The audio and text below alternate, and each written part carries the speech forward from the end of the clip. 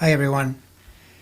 So first I'd like to say that thank you to all the various people that watched that video I put up a couple of days ago on this channel, in the sense that I hadn't posted here for years, and so I wasn't sure what would happen, but evidently YouTube did contact quite a number of people if they had been here before or possibly through my other channel, and so you found your way here.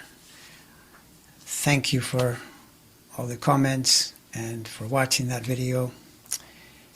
And I thought, checking the comments, that something amusing, there were a couple of people, possibly more, but I think a couple, that thought it might be a fake, the whole channel, or that I was a bot or some such thing. No, as far as I know, well, I know that I'm not, but certainly the channel isn't, and so it's real. It's totally real.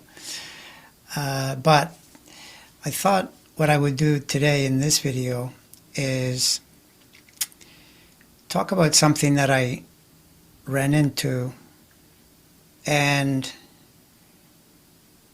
as it relates to astrology, meaning how I understand astrology is that there's a constant learning about what you're seeing in life and what it corresponds to in the astrological language. And this can be through planets and or signs.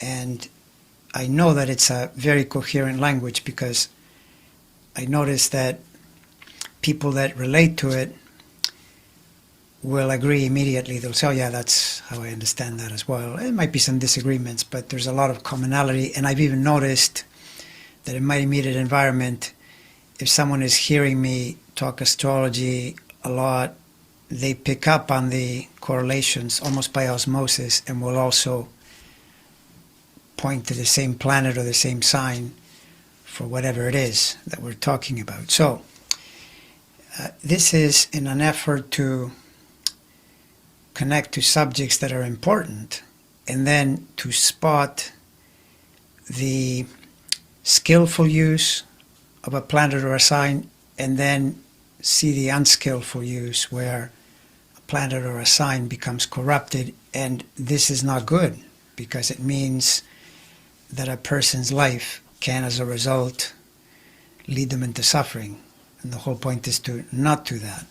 And what I'm going to do here is I'm going to talk about this subject, and I'm going to tell you that it corresponds to a sign, and to most specifically two other planets. One of them the most, the second one is in there as well as an important planet, but I won't tell you what they are. And since you have an interest in astrology, think of it as a bit of a quiz. See if you can figure it out, what planets I'm talking about, and also what sign I'm talking about. And I would even potentially say the house that the sign connects to could also be a factor, but really, for the most part, the sign and the two planets, with one of them being really obviously this theme. And so the subject is a question on something that people use pretty commonly in modern society without realizing that it can be very dangerous, counterproductive, but yes, very dangerous, extremely problematic. And it relates to over-the-counter use of pharmaceuticals that can cause some serious problems that have been verified through huge studies. What I noticed today, I had seen this before, it's nothing new to me, but today I saw something talking about a study where they pooled a number of other studies. There were 1.5 million participants in the study, and they showed this with statistical coherence, the use of what are known as anticholinergics. And these are substances that when you take them, they calm you down, but then they are affecting the acetylcholine patterns in your brain. And the result, if you use them willy-nilly instead of occasionally for such things as perhaps an allergy outbreak, like Benadryl is a substance like this. Benadryl uses diphenhydramine, that's the chemical, and it calms down the allergic response. Or something like NyQuil for a cold. This is doxylamine succinate is the chemical. But I noticed that you can actually go to Costco and you can buy doxylamine succinate all by itself, because it'll help you sleep, because it calms your energy down. But the problem is, when you use these substances repeatedly and you're constantly attenuating the acetylcholine cycle in your brain, this can accelerate and sometimes dramatically accelerate. I saw numbers like over 50% increased probability of promoting dementia and even Alzheimer's.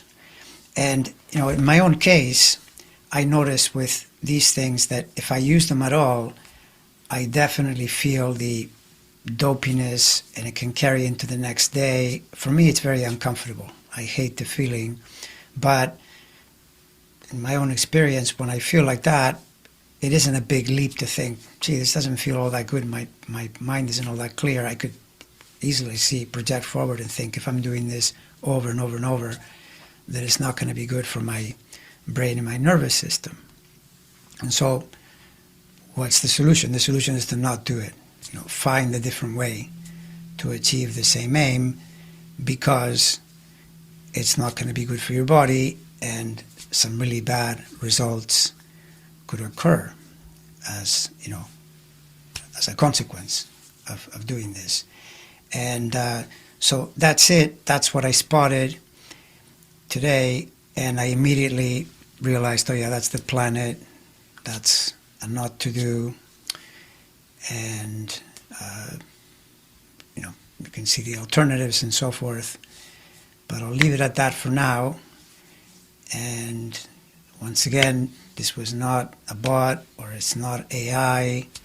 This is me just talking into the camera and saying what I'm saying. And I'll leave it as a quiz, as a puzzle for you. One thing that I could potentially do is take this video and then put it on my other channel and maybe illustrate it with some of the numbers and maybe the planet symbols to reveal what it actually is. That's one possibility. But remember that with this channel right now, in a sense, I'm just experimenting and trying different things, because I'm not totally sure yet what I want to do with it. I have a sense, but not a super clear sense. So, all right, I'll leave it there for now.